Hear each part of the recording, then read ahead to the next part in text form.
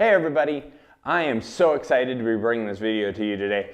I have some big news, and if you read the title, you know what that big news is.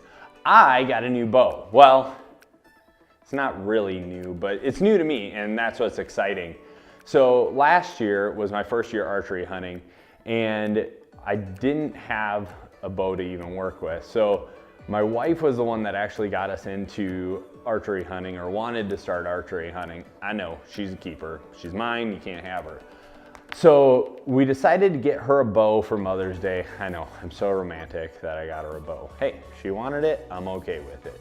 So we got her a bow and just kind of looked and decided we didn't want to spend the additional finances to purchase a bow for me. I like to go a little bit over the top on my stuff, so I knew when I got a bow, it'd probably be a little bit more expensive than what we got her. So my brother had been bow hunting for a while and had kind of stopped. His bow had been sitting around for a while. He had a Mathews Solo Cam FX, and the bow was probably 14-ish years old, maybe.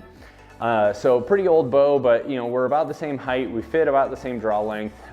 His release was horrid, but I could shoot it and I was pretty accurate with it. So I was excited. All I had to do was buy some arrows and I was pretty much in the business to go archery hunting. So did that, and surprise, surprise, I got addicted to it. I just absolutely loved every minute of being out in the woods, the extended season, the fact that here in South Dakota every year you can get an archery tag for any deer, so mule deer or whitetail, and also that I could get a doe tag in addition to that. So I was thinking, meat in the freezer, this is gonna be awesome. There's deer all over the place. Actually, the house where we live at, we have usually about a half dozen deer in our yard on a regular basis from spring to late fall, early winter. So I thought this was gonna be a cakewalk. Well, didn't happen that way. I ended up getting skunked.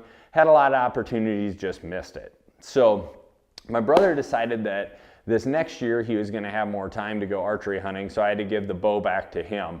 And so that put me in the hunt for a new bow, and I kind of had to be on a budget with it. I really like to spend, my wife really likes to save, so I had to kind of start squirreling money away, start saving some stuff, selling some things around the house in order to fund a new bow. And well, I found one.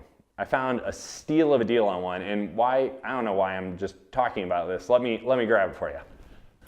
Here it is. It is a Mathews Halon 32, and this is actually a 2017 model that I picked up off of Craigslist, and man, I am so stinking excited about this. This is the 6-inch brace height model.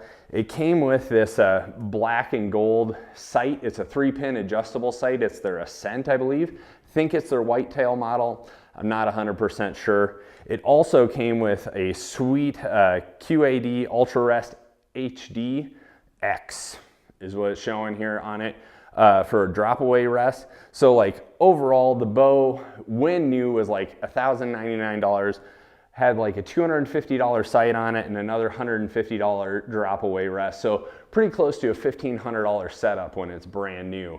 And I was able to pick this puppy up for just over 600 bucks. Cha-ching!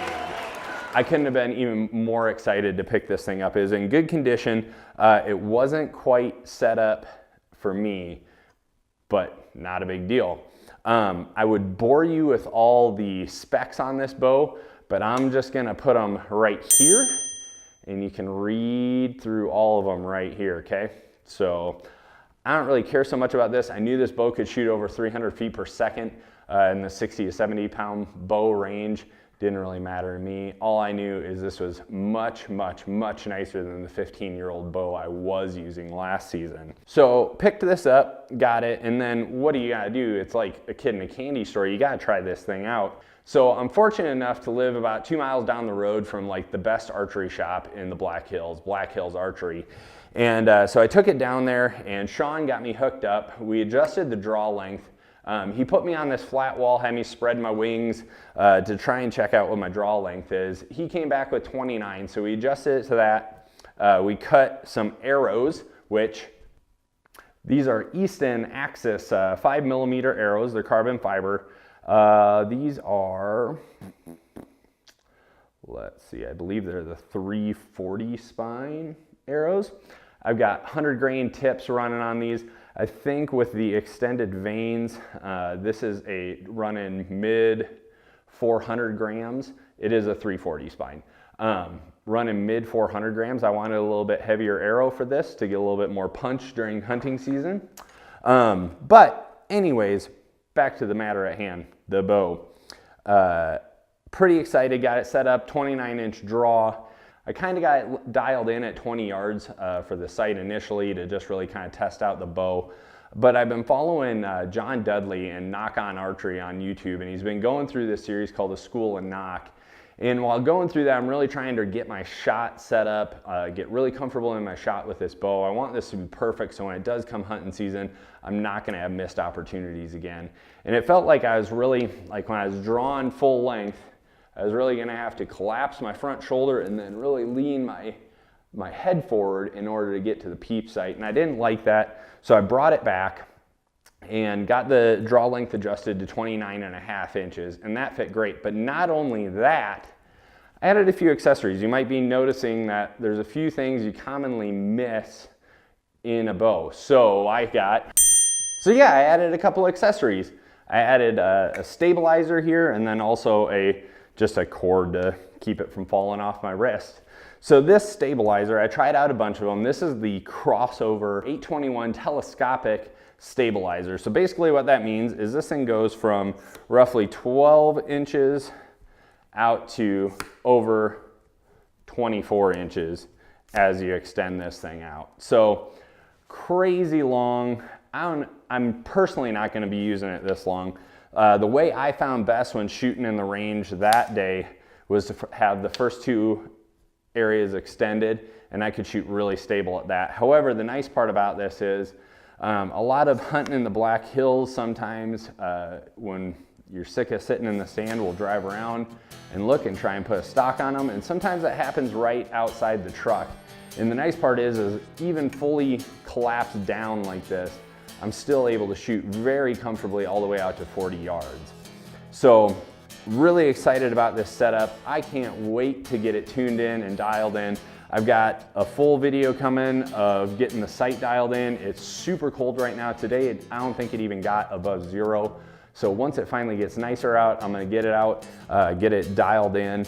And with this adjustable 3-pin sight from Black and Gold, I should be able to get out to close to 100 yards. Not that I'd ever use that on an animal or a shot on an animal, but be a lot of fun. We have a total archery challenge that comes really close to where I live out here in the hills, and would love to get out to that, throw some crazy shots. We've got some 3D targets around here too. Last but not least, so this came with 50 to 60 pound limbs. Ideally, I really wanted to be looking at like 60 to 70 pound limbs, but that's just not the way it works. This thing shoots plenty good. It's set at 50 right now. As I get this thing dialed in, I fully plan on cranking it up to 60. Probably will here soon, as soon as I can start shooting consistently again. But super excited, Mathews Halon 32. This is gonna be great. So I can't wait to take you guys along the journey of me getting this thing fully set up, sighted in, and just rocking. Make sure to like the video, subscribe. I'm gonna have a lot more content coming as I get this bow set up. Looking to get into a saddle system this year, so I'm gonna be taking you along on that journey. Comment below, tell me what kind of bow you have and why you have that one. If not, just get outdoors.